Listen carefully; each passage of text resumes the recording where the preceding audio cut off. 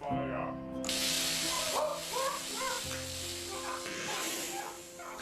What you just witnessed was a test conducted with our first Pathfinder vehicle called FAR. To be more specific, it was the third iteration of FAR at an air pressure of 8 bar, but we will get more into that over the course of this video. As a fresh up, Finn and I want to develop an electronically controlled water rocket with Project Poseidon. But before we build the actual rocket, we need to deepen our knowledge in two main areas first: the physics behind water rockets and control theory rockets. To tackle the second problem, we plan to build GAP. More about that in our introduction to Project Poseidon video. Because today we want to talk about FAR, a non-flight Pathfinder vehicle we built, tested and tweaked over the last couple of months to better understand the physics behind water rockets. Overall, we performed over 50 tests, had 3 major iterations and learned a lot along the way. With that out of the way, let's dive into the initial design of FAR. When we started building FAR, our main goal was to develop a physical model of a water rocket, which was built with the layout we later want to incorporate for the Poseidon rocket. This boils down to an upper tank with pressurized air, which is connected to the lower water tank via a solenoid valve. This is the FAR Block 3 prototype. It consists of 2 tanks, a big one on top, which holds the pressurized air, and a smaller one on the bottom, which initially holds the water. Both are connected by 2 valves. Additionally, the nozzle is placed at the bottom of the lower tank, and in between the lower tank and the main valve there is a depress valve. We actually realized the need for a depress valve during testing, which slightly changed the layout, but I'm getting ahead of myself again. The main outputs of the physical model are the acceleration, thrust and mass of the rocket over the time of a burn, so when water exits the rocket. The main inputs are the initial air pressure, the size of the tanks, the water mass and the dry mass of the rocket. To compare our model with reality, FAR is mounted on 2 load cells, and during every test the resulting forces between FAR and the surrounding were recorded. With that goal in mind, we searched for components to build FAR Block 1. We decided to build the tanks out of PVC because dry mass is not an issue. FAR isn't supposed to lift off, and it's just an offset in our measurements. Chose a solenoid valve, quite inconsiderate in retrospect, but to be fair, neither Finn nor I worked with a solenoid valve before, and you know what they say, you learn the most when you make mistakes, and oh boy, we learned a lot. Because we had an 8-bar air compressor at hand, we used that and just bought some fittings and connectors we needed. On the electronic side, we decided to go with the Teensy 4.1, mainly because it's powerful, future-proof and has an SD card slot.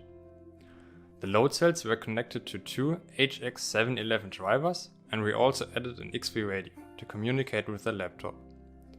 All was wired up on a breadboard and powered with an USB power bank. Then, after a little bit of software development, the Teensy logged the force readouts to a file on the SD card and sent them to my laptop, which visualized and logged them as well. The application could also be used to calibrate the load cells, because only calibrated data is valuable data. Armed with that, we set up the test stand for the first time, calibrated the load cells, filled in the water, pressurized the air tank with the finest 8 bar I could imagine, opened the main valve, and were a little bit confused and disappointed at the same time. Because we got this graph out of it and weren't 100% sure what to do with it. We slowly started understanding that these 2 measurements in the graph roughly represent the initial thrust and the thrust at the end of the burn, and that's around 1.5 kilograms of thrust in the beginning, which is quite low.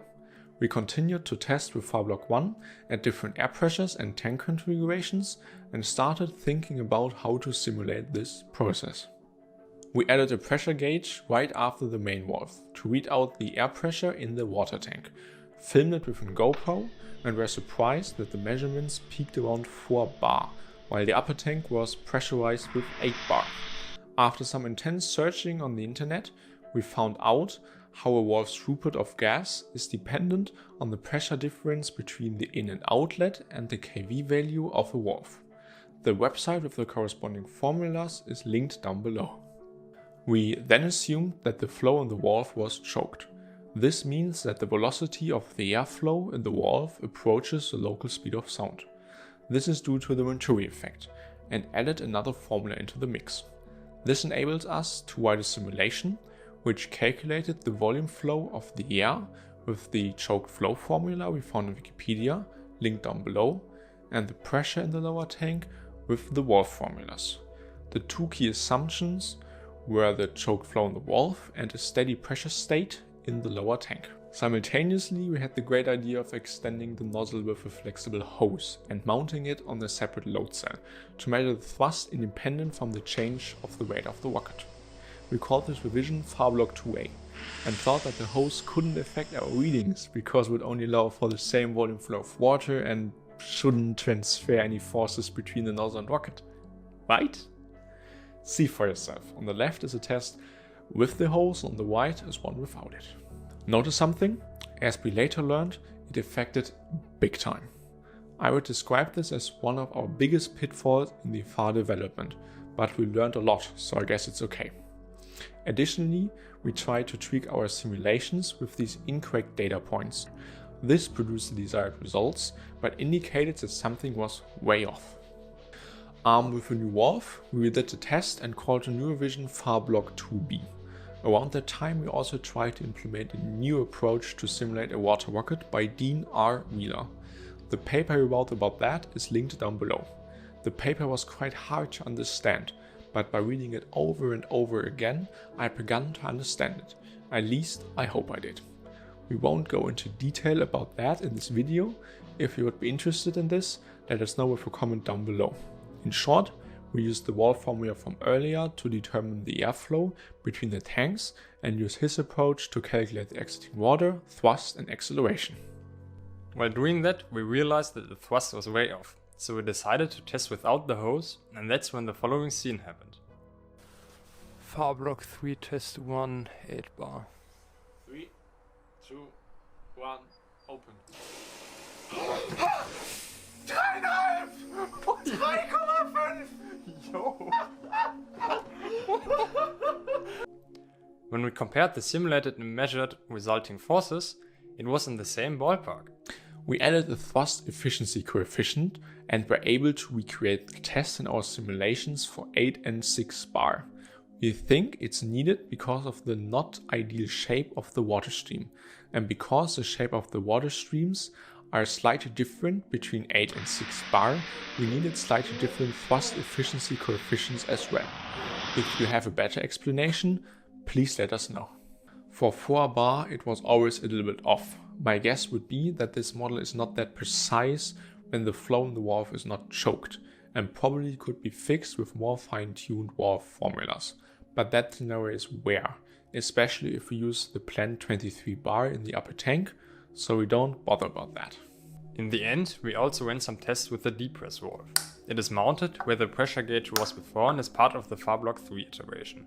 The depress valve is needed when we want to perform multiple burns during a flight to bleed the pressurized air out of the lower tank after the main valve is closed, to stop the water from exiting the rocket.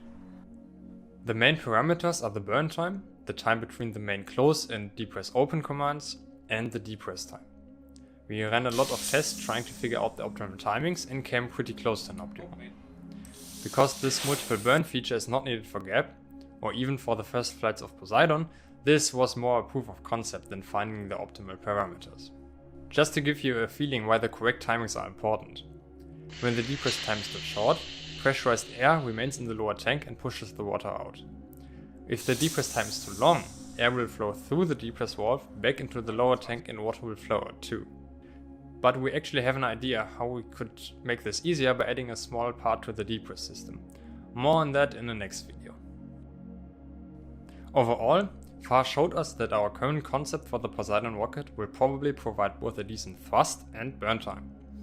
Of course, only the upcoming final high pressure tests can verify that. This test campaign was a great success, and we will fine-tune the model over time, especially when we get our first flight data. Yeah, that's it. We learned a lot through FAR and are currently hard working on GAP. This means a lot of CAD work on Finn's side. He currently designs the TVC structure, tanks and rocket overall, while I am hard at work simulating rocket kinematics and trying out different control approaches. We also wrote this semester's last exam this week, so we are more motivated than ever before to work on some rockets. Stay tuned for the next video, hopefully sooner than later, and follow our social media accounts to stay up to date. Bye until the next time.